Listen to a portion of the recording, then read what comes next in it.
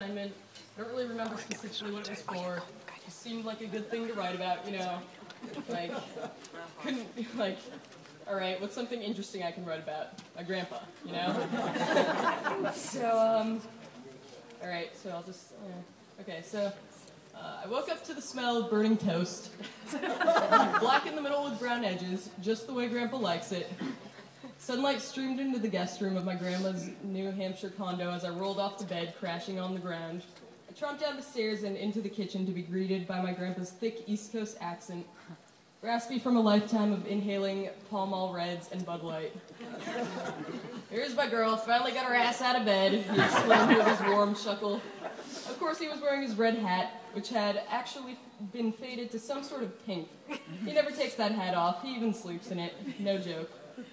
He had on his khaki pants and his leather deck shoes and a polo shirt, his daily attire. "Hey girls," he said to my sister and me, Today we're going down to Target, and you're spending a whopping 100 buckaroos each. Sound good?" We both jumped up and hugged him, then raced up the stairs fighting for the shower. We only see my grandpa about twice a year, so when we do, he always takes us on a big shopping spree. Oddly enough, he also claims to break out in hives whenever he's in a store for more than 5 minutes.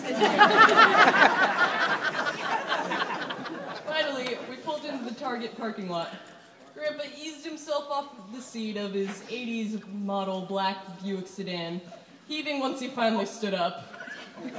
Already halfway across the parking lot, I look back watching my grandpa's scrawny body with his white mustache blooming as he locks his precious automobile, complete with stick-on flames around the sides. This ludicrous 70-something-year-old man lives partly on his 50-foot sailboat, partly in his car, and spends the moments in between couch surfing. Finally walk into Target, looking around to see where to go first when Grandpa hops onto the electric shopping cart, obviously made for disabled people, what with its large basket and seat. As my sister and I try to explain that to him, telling him he should really get down, he just tells us how he doesn't give a rat's ass, and goes tearing off in the cart with his famous cackle that pitches up at the end. We both exchanged embarrassed glances, that same thought running through our heads. This wasn't going to end well, but there was nothing we could do to stop him now. I was totally distracted, looking for something likely to be completely uninteresting, when a beeping interrupted my thoughts. I look up and there's Grandpa, driving through the aisles backwards, mostly because he had unfortunately discovered the beeping that occurs when he backs up. Beep, beep, beep. Crash. I run over the next aisle to see a big stack of boxes knocked over, flooding the ground, and Grandpa driving away on his beeping machine. I cornered him in the next aisle, tracking up as I tried to tell him to stop, but he just kept on going and ran over my foot. Then a Target employee came over.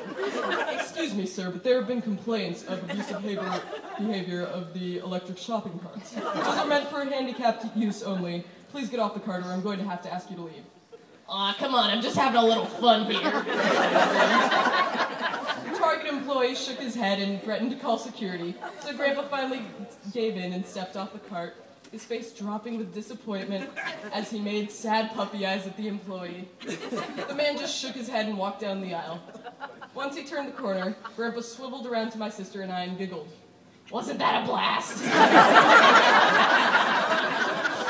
I'm sure we just both rolled our eyes and finished up our shopping.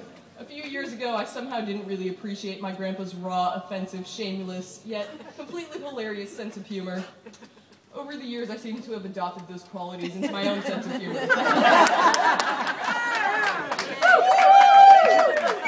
Now my grandpa and I get along probably better than anyone has ever gotten along with him.